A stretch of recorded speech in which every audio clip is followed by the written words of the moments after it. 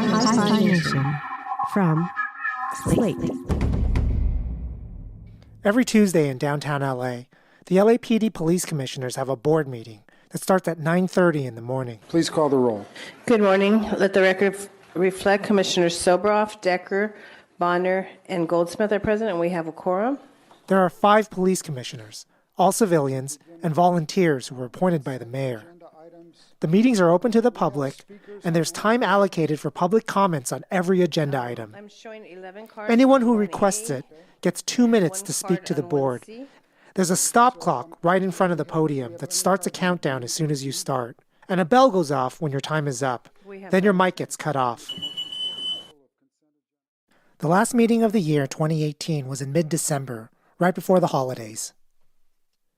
The first item on the agenda couldn't sound more boring and bureaucratic. The commissioners are being asked to approve a donation from a charitable organization of $35,000 to the LAPD. To be used to reconfigure the existing conference room into a community safety and operations center for the benefit of Operations West Bureau. Steve Soboroff is the president of the police commission, and he's presiding over the meeting. There are 4 LAPD bureaus: Central, West, South, and Valley. The Community Safety Operations Center, or CSOC for short, started in South Bureau as a response to a rise in violent crime in South Los Angeles in 2016. Think computers doing data analytics, centralized intelligence sharing, that kind of thing. After a couple of years, South Bureau saw a significant reduction in homicides and gun violence, so the mayor, Eric Garcetti, pledged to spread CSOCs to every other bureau in 2018. Time for public comments. Go ahead. Good morning. Do you know what a CSOC is that you're going to approve $35,000 funding? What these operation centers are used for are to gather and store and analyze and share License plate readers, body cameras, CCTVs. Surveillance data, which is then used to criminalize members of the community. And from there, individuals are identified and targeted. CSOC, they prime officers so that they are more likely to use force. You are sending officers out into the field frightened and creating this use of force that is resulting in people being killed. And that is where CSOCs come in, because they are the central nerve centers of deployment and launching these troops. Next speaker, please. Time's over now. Next speaker, please. There's probably about 40 people in the room, including myself, flanked by police officers on both sides. And 11 people spoke against the approval of CSOC funding. Many were members of the Stop LAPD Spying Coalition, a group of community organizers who have been suing the LAPD to release documents about their computerized surveillance policies. Afterward, one of the police commissioners, Shane Goldsmith, addressed the concerns before moving for a vote. I will vote on this, approve this, but I did want to just acknowledge the concerns that have been raised. It's her turn to speak now. My turn, thank you. Stop I know that disrupting nothing the meeting, short of please. abolition of the police department and this commission will satisfy you. We have a motion for approval, please. So moved. Okay. We have a second? Shame on you. All in favor? Aye. Anyone opposed?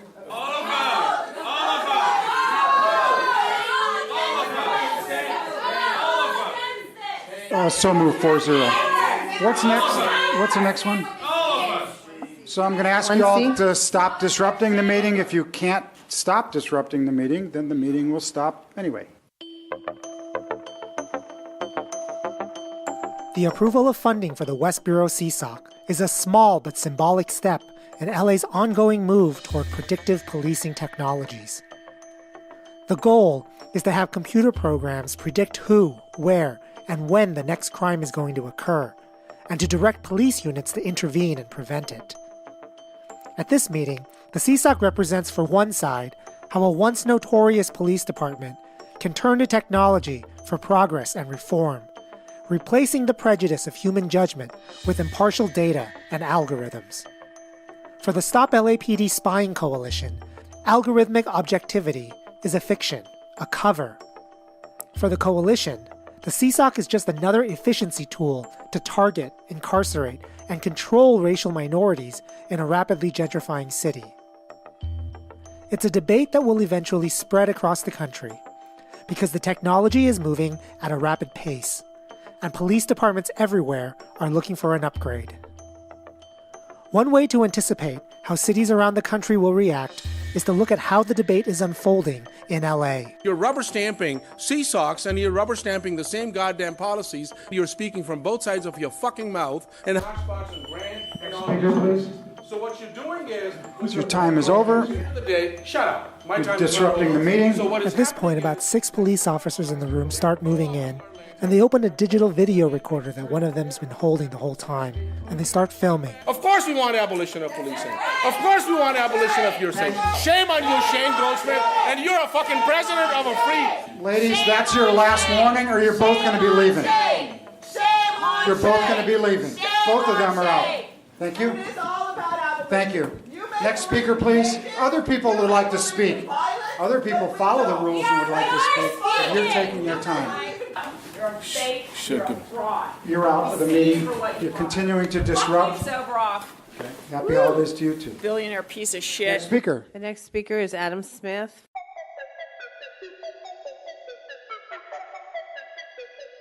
From Slate, this is Hi-Phi Nation. Philosophy in story form. Recording from Vassar College, here's Barry Lamb. Steven Spielberg's adaptation of the Philip K. Dick story, Minority Report, is now 17 years old. Given what we know today, parts of it were prophetic, parts of it absurd. The film tells the story of a future where Tom Cruise pieces together psychic predictions of violent crimes on a high-tech computer, then sends out a team of cops to arrest and jail the perpetrator before the crime occurs. They're called the Precrime Unit. Real-life predictive policing is here now. The CSOC that the LAPD commissioners funded is the real-life equivalent of Tom Cruise's control room. Other than that, actual predictive policing programs show just how unrealistic the movie was. The crimes in the Minority Report were all bourgeois fantasies. Murders of cheating spouses, conspirators, and child kidnappers. All of them had affluent white victims and white perpetrators. In real life, predictive policing technologies target property crime, drug dealing, gun violence associated with gangs, the kind of things affecting communities of poverty and color. The other piece of fantasy in Minority Report is what it depicts as the central problem with predictive policing. People have free will. The psychics might have been wrong. In the real world, free will isn't the issue. The real philosophical problems are more basic, maybe even harder. And there aren't any psychics, just statistical science based on a little criminology, a little anthropology, a lot of data collection, all pulled together by the developing fields of machine learning and artificial intelligence. In the next 2 episodes, I'm guiding you through the use of statistical algorithms in criminal justice, from the streets to the prisons. Lots of forces are pushing to replace human judgment with computerized ones. And it's happening at a time when the rules aren't known and what counts as justice isn't obvious. Hi-Phi Nation will return after these messages. My name is Sarah Brayne, and I'm an assistant professor of sociology at the University of Texas at Austin. Sarah Brayne is going to be my guide. Sarah embedded herself for years with the LAPD, doing ride-alongs, observations, interviews, studying how these new technologies are changing the relationship between the police and the community. Sarah, let's start with the basics. What's PredPol? Sure. PredPol is a location-based predictive policing software that's used to predict where and when property crime is likely to occur in the future. So essentially, it takes 3 kinds of inputs that are all part of historical crime data: when, where, and what type of crime occurred. More recent crimes are weighted more heavily. And then it outputs these 500 by 500 square foot boxes where crime is more likely to occur in the future. And then police officers are given these printouts or these images at the beginning of their shift and told to spend time in those predictive boxes. Tell me the range of things that officers do in the field with that kind of information. I mean, essentially, they drive to those boxes and then they check in and out of those boxes during uncommitted time, meaning like if the officers were not responding to a call, for example, or at the station booking somebody, they were told to spend their uncommitted time driving to those predictive boxes and basically looking around and seeing if anything was happening there. And of course, intercepting if they saw a crime in progress. But a lot of it is just this like deterrent strategy of if you're sitting there in this high crime area, somebody who maybe was going to steal a car, if there's a cop car sitting right there, wouldn't steal that car. It doesn't sound dramatic at all. It sounds really boring and just what you would expect people to do. Like before this, you would just guess. Like I guess there's a lot. That's a chop shop over there or something. Yeah, exactly. That's the thing is I think that like the more you actually learn about predictive policing, the more you're like, oh, okay, that's actually, it's not that different than what they were doing before. And it's true. Even the Stop LAPD Spying Coalition admits that these predictive policing technologies are continuations of existing practices that have long been a part of patrolling. The important question is whether that's a good or bad thing. Advocates of location-based predictive algorithms, like Predpol, claim to have a big advantage over ordinary person-based criminal profiling. Predpol never uses data about social categories like race, gender, age, or criminal history. In fact, location-based systems don't use any identifying information about individuals. And predictive software is a lot more transparent than, say, the human mind. Predpol's equations, algorithms, controlled studies are all published in peer-reviewed academic journals. Predpol uses the same predictive models that geologists use to forecast aftershocks after major earthquakes. It's not clear why that works, though, but that's actually one of the points of using predictive algorithms. If a forecast is accurate, it doesn't matter why. But a criticism of Predpol is that it makes law enforcement stuck forecasting crime in the same known neighborhoods and locations, making particular places feel occupied or over-policed. And the crime history data that Predpol uses also comes from law enforcement itself. And law enforcement has conflicting incentives that can affect the accuracy of their data. But things are starting to get fancier. Predpol is version 1.0 of location-based predictive policing, using crime to predict crime. There's no reason why algorithms have to be so limited. Hello. Yeah, I hear you. Can you hear me?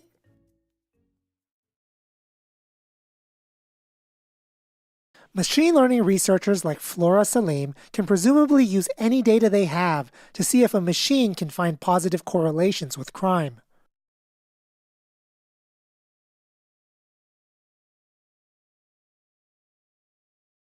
Salim and her colleagues got their hands on check-in data from the mobile app Foursquare in Brisbane and New York City. If you don't know about Foursquare, it's an app you use to learn about restaurants, attractions, events, and so forth. For a while, it kept check-in data on all of its users. The data is anonymized. There's no identifying information. But you do have information about an individual's check-in history. And you can see how many check-ins are at a location and how that changes over time.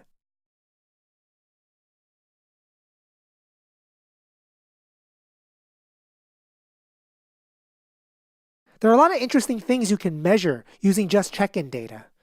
One example is diversity. For instance, you know whether a group of people tend to be into the same things based on their similar check-in histories. So if you can see that a lot of these people congregate at location X, then X is a homogeneous location.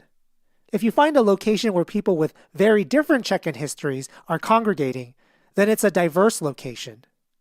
Another thing you can look at is the ratio of newbies to regulars at a place. And these things change over time as people are moving around the city. So what you do is give the computer all of this check-in data. Then you feed it crime reports for crimes like assault, unlawful entry, and drug dealing. And you do it with data for a set period, like 6 months. And let the machine scan all the data, cut it up, look at ratios and changes, and determine how check-in patterns are correlated with particular crimes. This is the training phase. Once that's done, the computer has come up with its model for predicting future crime, and you move on to the testing phase. You give the computer new check-in data that it hasn't seen before. You ask the computer to make a prediction about where and what kind of crime is going to occur. Now here's the really ambitious part of the experiment. Salim and her colleagues were looking to predict new crimes that were supposed to happen within 3 hours of check-in. Their goal is to give officers real-time data about where to increase their patrols. Predpol predicts crimes that are supposed to happen within the next day. To see how well your algorithm does, you compare the computer's predictions with the actual crime reports that happened within the next 3 hours. Yeah, absolutely.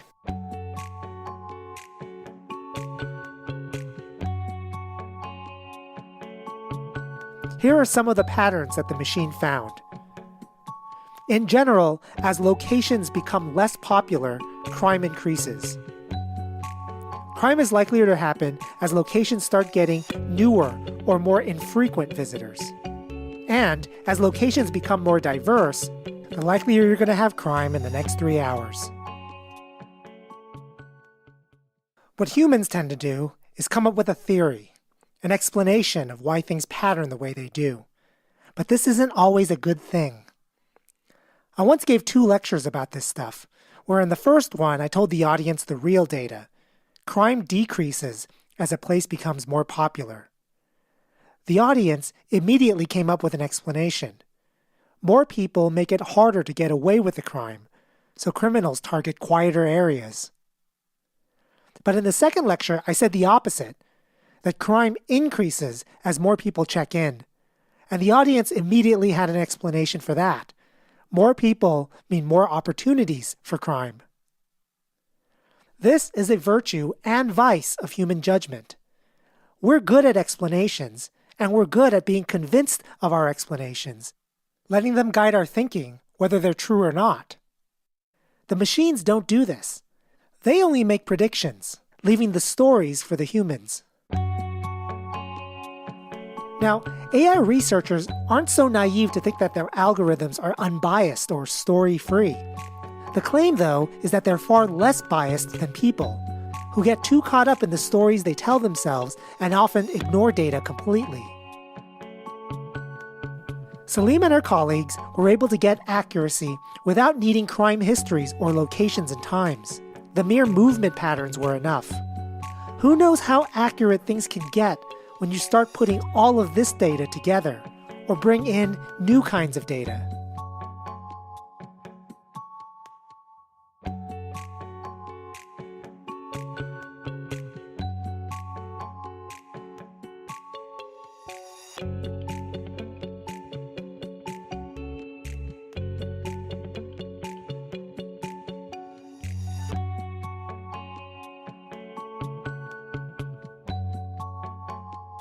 A lot of people I talk to get creeped out at this point.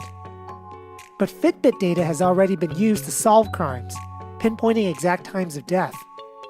One sociologist even proposed that we use Fitbits to monitor the police, to predict those that are likeliest to have unusually high stress responses and to easily use force. It's a hard question for all of us how much data about ourselves we're willing to give up in the interest of public safety.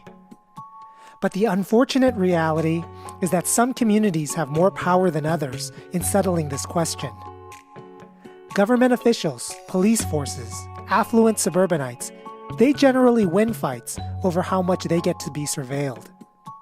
The actual issue is probably how much the affluent will sacrifice the privacy of the poor to secure their own safety.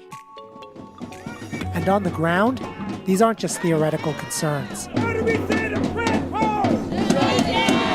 Hey, ho, ho! CSOC has got to go! Just hours after the police commissioners' meeting, the Stop LAPD Spying Coalition got together at their headquarters in Skid Row to organize a protest and occupation of the CSOC located in the Central Bureau. We leave for the procession at 3:30. Their goal was to have a protest group march to the Central Police Station and have a smaller group beforehand enter the station and demand to know if a CSOC was present. And if so, to have its commander publicly confirm or deny the many practices they have on record as part of LAPD predictive policing. By the time you guys start marching, we're inside already shaking them up. They were planning to do this in just 2 days, and I followed them along and followed them in. We're going to go inside. It's about the dismantling of CSOC. So you are denying that a CSOC exists? We will use those statistics to determine where we need to send resources.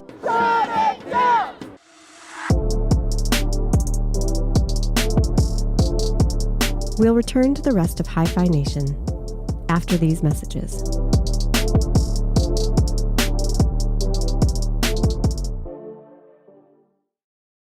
If you're a new or longtime listener of Hi-Phi Nation, you'll know that we just joined Slate. I wanted to let you know that this season, there's going to be bonus content exclusively for Slate Plus members. Slate Plus members get ad-free episodes of all Slate podcasts, including this one, and this season I'll be producing bonus segments, outtakes from the show, extended interviews, and original panel discussions with me and a guest on the philosophical issues from an episode. You could sign up for Slate Plus by clicking the link in the show notes, slate.com/Hi-Phi Plus. Get 2 weeks free and $35 for your first year. That's slate.com/Hi-Phi Plus.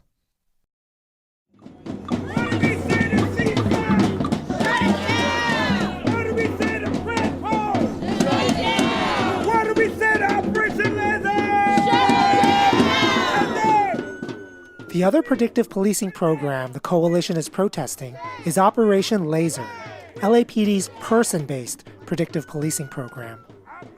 This particular program is far more secretive. We want them to come out, answer questions the community has. Jaime Garcia is one of the lead organizers of the Stop LAPD Spying Coalition. She's leading the team that is entering the central station to expose the CSOC and to ask its commander whether there's a secret list of names rumored to be part of Operation Laser. This list, the Chronic Offender Bulletin, is supposed to be a daily list of people who are predicted by an algorithm to be that day's likely offenders. I'm with the Stop LAPD Spying Coalition. I was told that there's a community safety operations center that's here. Is that true? That I'm aware of. So are you denying that a community safety operations center is here? I'm not denying, I'm just not aware of it. CSOC is a racial program used to collect data on black and brown bodies. We want it shut down for the simple fact that it is contributing to the execution of our folks in our communities. The captain in charge of the CSOC program has decided to come down and is willing to come out to the community to talk to them about it. We had run an operation, which is merely a group of people to get together, look at where the crime's being committed, and we make determinations where to best use police resources. That is what you're referring to as the CSOC. That current practice is not currently in use at the moment. So are you telling us that there is no secret list of chronic offenders? No. We don't have any list of chronic offenders in practice right now. Shut it down! Shut it! Tell me about Operation Laser. Operation Laser is a person and place-based predictive policing program, which stands for Los Angeles Strategic Extraction and Restoration. Sarah Brayne, sociologist at UT Austin. Sarah observed the practices of Operation Laser from the ground, and she considers the most important element of this predictive program not to be some fancy AI learning program, but a simple index card called an FI card. They're these really important data collection tools. And funny enough, they're used for all of these other things too. Like they're just these small index cards. So they're used to like stuff a lock in a gate if you don't want it to lock behind you when you're going into a house, for example. Anyway, these FI cards are everything. And that's basically where you write down any information that comes up in the course of an interview with a civilian. Those cards are being used to map communities, to find out what kind of informal social networks exist in communities in order to disrupt them. Jaime Garcia of the Stop LAPD Spying Coalition. In order to find out where, and through their own language, is where goods and information gets most exchanged through, finding those nexuses and disrupting them. Regardless if you are deemed a perpetrator or a victim, even being in the surrounding area, being a witness, opens you up to being mapped as well. This isn't just suspicion or paranoia. The field interview cards contain information about who was in the car with someone during a stop, who might be across the street, the neighbor who walked by. People who aren't even questioned by the LAPD, but are observed to be in the vicinity, can be put onto an FI card and then entered into the system. Car information, make, model, condition, they're all recorded too. And what's new is that all of this information daily is entered into the system, which officers can then run through software called Palantir. Palantir can then give you a social network map for an individual. Who in the past they've been seen with, cars they've driven, where in the neighborhood they've been stopped at, and so forth. Even people that have never talked to the police and have no direct police contact are included in law enforcement databases now. You can't drive your car on a street in LA without being picked up eventually by an automatic license plate reader. But it's what LAPD is doing with all of this social network and mapping information that is most concerning to the Stop LAPD Spying Coalition. They're put into a computer algorithm to generate a daily list. The chronic offenders. And the chronic offender uses what's called a risk assessment. So you get 5 points if you've been arrested with a handgun. You get 5 points if you have a violent crime on your rap sheet. You get 5 points if you've been on parole or probation. And then 5 points for gang affiliation. And then people get 1 point for every police contact. So every time the police stop somebody and fill out an FI or a field interview card on them, individuals get another point added to their score. And then just like with the place-based predictive policing, where officers at the beginning of their shift are given these printouts, similarly, officers are given these lists of what are called chronic offenders, people that have the highest points values in a division that day.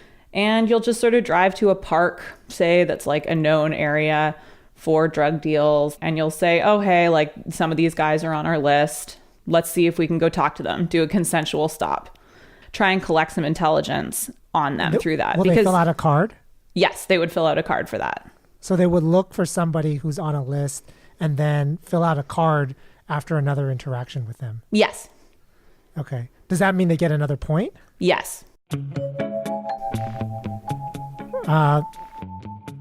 Should I be worried about that? I mean, like, it's ringing a bell.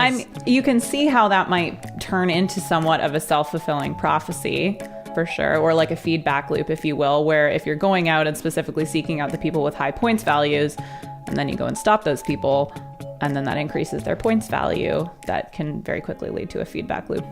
It sounds like it's more than can. I mean, it seems like it does, right? So I don't actually have the data that on people's points, but like I would definitely think that would be the case, yeah. We did get through a public records request one chronic offender bulletin release where we can actually see what it looks like. On that request, you see a person actually being stopped about 3 or 4 times in one day. At that point, that person already has 4 points on them. We're able to access some part of a list from MacArthur Park of people who were identified as chronic offenders, that people as little as 6 points that they had tallied and were as young as 19. Official laser policy is that you get a point for a field interview only if it's a quality police interaction. But there's no definition of what quality means. The E in laser stands for extraction, and that's the ultimate goal: getting the people on the chronic offender lists out of the neighborhood before they commit another crime. And there's another feature of LAPD data collection. All of this crime data allows you to identify addresses, businesses, street corners that seem to have high-frequency interactions with police. They're called crime anchor points.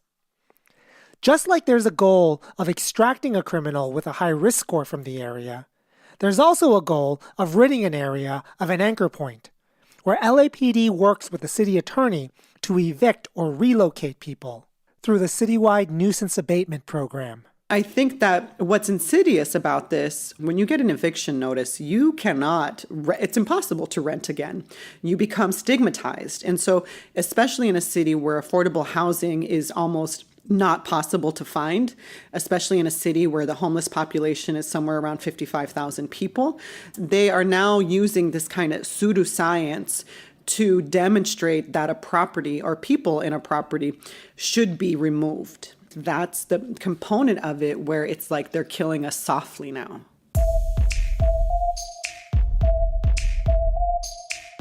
The designer of Operation Laser turned down my request for an interview, but I think I can charitably reconstruct his reasoning. A very small number of people are disproportionately responsible for crime in a neighborhood. When you strategically extract high-probability offenders in a laser-focused way, you're making neighborhoods safer with less collateral damage. And you're doing it in a race-neutral way by only calculating probability of future offense using data that is correlated with future crime.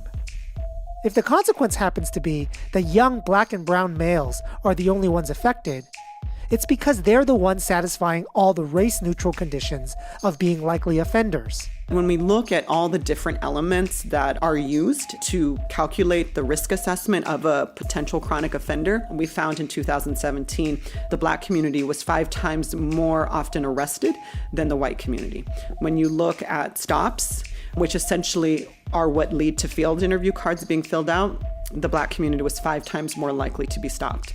Even in parole and probation, we're finding more and more studies that are identifying that the Black community is more often to be on parole or probation. So even though you claim race neutrality, data can stand in as a proxy for race. The other perspective has some merit too. Many of the things that get you points in the algorithm are things under police control. If police want to give someone points, they just have to start talking to them, and then call it a quality interaction. And gang affiliation is another example. Who gets recorded as being affiliated with a gang member? An officer could connect just about everyone to a gang member if a neighborhood has gangs in it. When I was young, I lived next to gang members, rode the bus with them. I mean, every teacher in LAUSD probably teaches a gang member. So who gets the points for being affiliated with a gang member after an FI interview? The skinny Asian neighbor or the Latino neighbor? And finally, there's the issue of civil rights. How can LAPD legally extract someone for just having been predicted by an algorithm to be a future offender?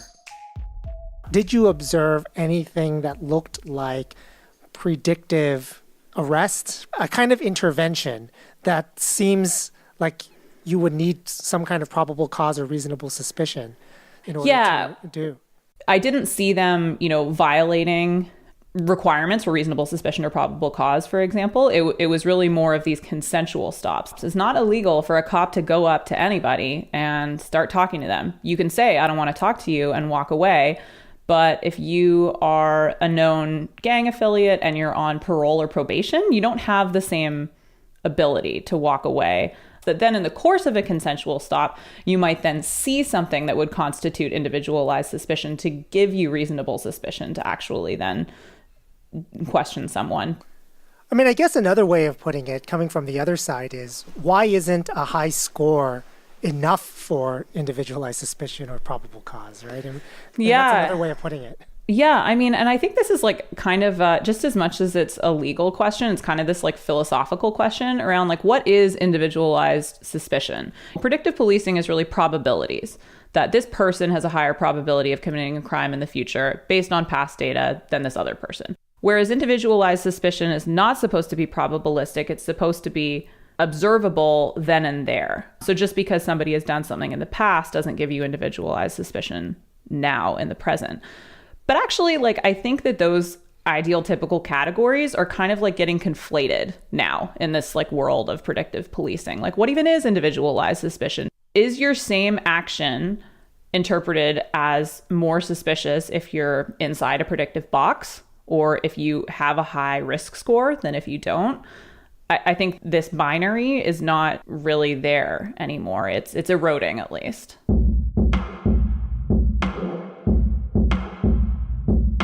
There's a thin line separating the legitimate and illegitimate use of police power.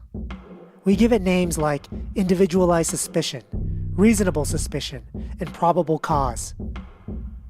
The biggest change from predictive policing, as I see it, isn't whether it's going to lead police to profile, identify, and target particular people and locations.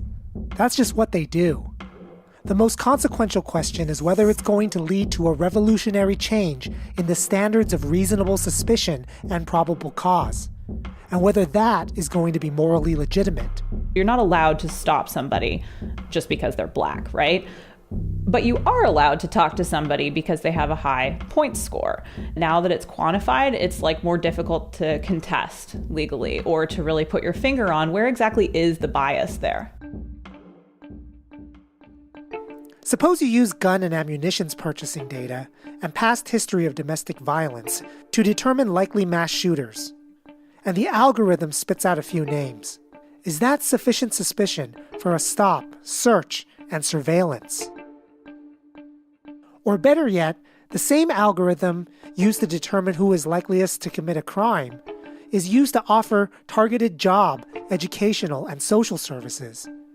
Can you make a claim of statistical bias here when it's the same statistical algorithm doing the work? Prior to the era of big data, the courts have been very skeptical of allowing statistical evidence to satisfy legal standards of justification, something I'm going to cover on the next episode. But the Supreme Court has already signaled that they need to revisit all of these questions in the era of big data. I'm Renee Bolinger. I'm a postdoctoral researcher at the Australian National University. Rene Bollinger is one philosopher among many who is thinking about the connection between statistical evidence and what people do with that evidence, particularly in matters of race and gender profiling. There's a seemingly unquestionable assumption that what statistics gives us is what is likeliest to be true, and the likelier something is statistically, the more justification we have for treating it as being true. Bollinger argues that this isn't always the case. What people don't tend to realize is that even for probabilities that clear a threshold for a reasonable belief, so it's 90% likely or 80% likely or something quite high, if the error costs are high enough, you shouldn't treat it as true. To do so would be to risk mistreating a particular person. For example, if you teach a class where everyone gets a perfect on their test and you get evidence that 90% of the class cheated, you have to decide who to punish. And statistically, if you punish everyone, you'll be 90% accurate. But the error cost is that you've treated the 10% who didn't cheat unjustly, just by relying on this statistical evidence. You'll be treating them in a way inappropriate to them. So that's the risk of a false positive. And then you weigh that against the risk of a false negative. So what if it is true and you don't treat them as though it's true? Imagine that you decide to treat one of your students as though they didn't cheat, but in fact they did. You'd let them get away with something. The point that often goes unnoticed is that very often in these statistical inference cases, the costs of the false negatives, the failing to treat it as true even if it is, are not that high, while the costs of the false positives, treating the person as though this is true of them when it isn't, are actually quite high. And so you risk doing something seriously wrong to that person when it's actually false of them. So then what that should do, I argue, is it raises the evidential bar for how sure we have to be before it's okay to accept this proposition as true of that individual. Bollinger's view is that even a statistically sound generalization, the kind that you might get from a big data analysis, doesn't automatically allow you to cross some threshold for treating something as being true. Let's take reasonable suspicion, for example. One way to see how low the threshold for reasonable suspicion can be is to imagine 10 people. 9 are known to be innocent, and 1 is known to be guilty of something like shoplifting. But then the one person runs into a crowd of the other 9, and they all look similar enough that an officer can't distinguish them. Does an officer have enough grounds to search and frisk all 10 to find the one shoplifter? If you think so, then 10% certainty is enough for reasonable suspicion. Now, if a predictive policing algorithm has a 10% threshold and then puts some person's name on a list, there's a sense in which we've passed the usual threshold, and so officers should be allowed by law to stop, question, and search. Bollinger's view is that this isn't right, even if the statistical analysis is correct.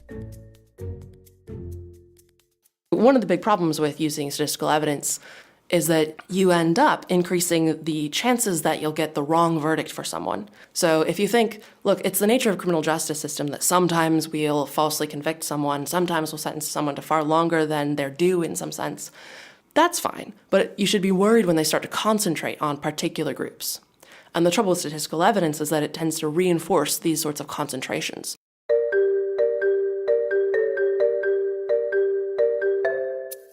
One of the examples philosophers use to highlight this is an episode involving John Hope Franklin, the eminent African-American historian. Franklin was at a fancy banquet in his honor in Washington, D.C., where it turned out that all of the service staff was black, and the guests were mostly white. Now, statistically, at this banquet, if you're black, you're likelier to be a service staff member rather than a guest. Now, suppose a rich white lady decides that she needs to hand her coat to one of the staff, but she doesn't know what John Hope Franklin looks like.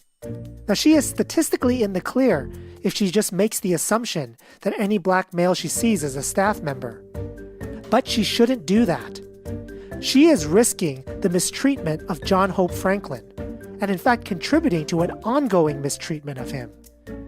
Because it turns out that making the statistical generalization will always mean that John Hope Franklin spends his life being assumed by others to be the help. The analogy is that in the criminal justice system, even if the statistical evidence crosses the proper threshold, say 10% of the young black males in a location are responsible for all of the property crime, using that stat as sufficient to stop and frisk young black males means you are subjecting all of the innocent young black males to ongoing mistreatment, and that's 90% of them. And this will hold even if you flip the numbers. So if 90% are responsible for the crimes, accepting the generalization as true means you're still subjecting all of the innocent young black males to ongoing mistreatment, 10% of them. And so then members of that group face just a higher risk of suffering the false positive. And that's a fairness-based consideration against using this kind of evidence. It almost sounds like the higher the statistical generalization, the more we shouldn't believe of any individual. I mean, it's paradoxical, but it sounds that way. So if you're part of the 30% minority and 70% there's something true about them, you're likelier to be treated as though you're the 70 than you are if it was like a 50-50 case. So it's like the injustice is likelier, which makes belief even harder to get to. Yeah. So as you get these more imbalanced probabilities, one of the other things that's tracking is that it's a more and more commonly held assumption about this group of individuals. So they are exposed to the risk of this error more and more often, and it's shaping more and more of their life. And so, as these disparities start to grow, that's a moral reason to not rely on them and to not use them as the basis for belief. Wow. I mean, that's a very interesting and strangely paradoxical conclusion, right? The more likely you are statistically to have some feature, the less likely it should be for other people to believe that you have that feature. Yeah, so long as the feature is one that is morally weighty. So if it's just a question about how likely you are, given that you're British, to like cricket, maybe not a lot hangs on that, so it might be fine. But if it's how likely you are, given that you're black, that you might be a criminal, the higher those probabilities go up, the more moral reason we have not to base beliefs on them. Bollinger and many others like her argue that it's possible for a statistical generalization to be both accurate and unjust. Sometimes the more accurate it is, the more unjust it can be. Because the better your statistics, the better the chances that you'll treat the exceptions unjustly. And she's not willing to take that risk. Why is risk exposure itself bad? People who have been exposed to risks have a lower well-being as a result of that directly. If you know that you've been exposed to a risk, then that can have a lot of effects on your behavior. You can do things like avoid other sources of risk in your life, or do things that are likely to mitigate the harm that you've been exposed to. I found that individuals who have been stopped by the police or arrested, and definitely those that have been convicted or incarcerated, are systematically avoiding institutions that collect data on them, surveilling institutions where the police might be able to access that information. And these are really important institutions like hospitals, banks, formal employment, and schools. And so if you have this whole swath of people that are avoiding these legitimate institutions out of concern of law enforcement surveillance, that's impeding their, upward economic mobility, their social integration, all of these kinds of things. And so I think that we really need to think about not just what the benefits for increased police efficacy can be, but what the chilling effects of surveillance can be too. Next time on Hi-Phi Nation. 1 in 5 of all people in jail and prison in the United States are people that are detained before trial. People plead guilty to get out of jail. And everybody knows this is how the system works. We pretend that it's about justice. It's not. I follow predictive algorithms into the courtrooms and even prisons to see how they're being used to determine who to incarcerate. Hi-Phi Nation is written, produced, and edited by Barry Lamb, Associate Professor of Philosophy at Vassar College. For Slate Podcasts, editorial director is Gabriel Roth, senior managing producer is June Thomas, senior producer is TJ Raphael. Production assistance this season provided by Jake Johnson and Noah Mendoza-Gut. Visit hiphination.org for complete show notes, soundtrack, and reading list for every episode.